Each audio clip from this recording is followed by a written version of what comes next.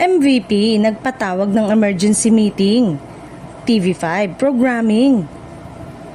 Usap-usapan sa industriya na nagpatawag umano ng isang emergency meeting si Mr. Manny V. Pangilinan, kaugnay ng kasalukuyang direksyon at kalagayan ng mga programa ng TV5. Ayon sa mga nakarating na impormasyon, naging seryoso at masinsina ng naturang pagpupulong dahil sa mga isyong matagal na raw napapansin sa network. Totoo rin kayang isa ito sa mga naging dahilan ng pag-alis ng TV5 executive na si Jane Basas. May mga bulong-bulungan na may hindi pagkakaunawaan sa mga desisyong may kinalaman sa programming at pamamalakad. Bagay na posibleng nagbunsod sa biglaang pagbabago sa pamunuan ng MediaQuest. Mas lalong umugong ang espekulasyon nang lumabas ang balitang ang buong akala raw ni MVP ay collection notice lamang ang dokumentong kanyang pinirmahan kaugnay ng ABS-CBN. Ngunit kalaunan ay napag-alamang ito pala ay nagsilbing termination ng kontrata.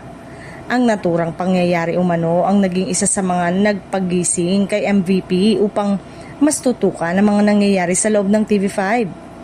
Dahil dito, sinasabing mas naging hands-on na ngayon si Sir MVP sa pag-aayos at pagrepaso ng mga programa ng TV5. Ayon sa source, personal na niyang sinusuri ang mga naging problema at pagkukulang na dati ay ipinagkatiwala lamang niya sa mga executive ng network. Nitong January 17 ay nagpatawag daw sa MVP ng isang emergency meeting ng PROGCOM o Program Committee, isang hakbang na ayon sa mga insider ay bihira at ngayon lamang umano niya ginawa. Sa nasabing pagpupulong, mismong si MVP raw ang naglatag ng mga obserbasyon at posibleng solusyon upang maibalik sa mas maayos na direksyon ang programming ng network.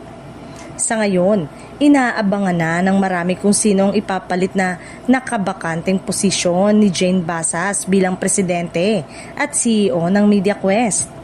Tiyak na hindi magiging madali ang haharapin ng susunod na uupo sa naturang posisyon, lalo na sa gitna ng mga pagbabagong isinusulong at mas mahigpit na pagbabantay ni Sir MVP sa takbo ng TV5.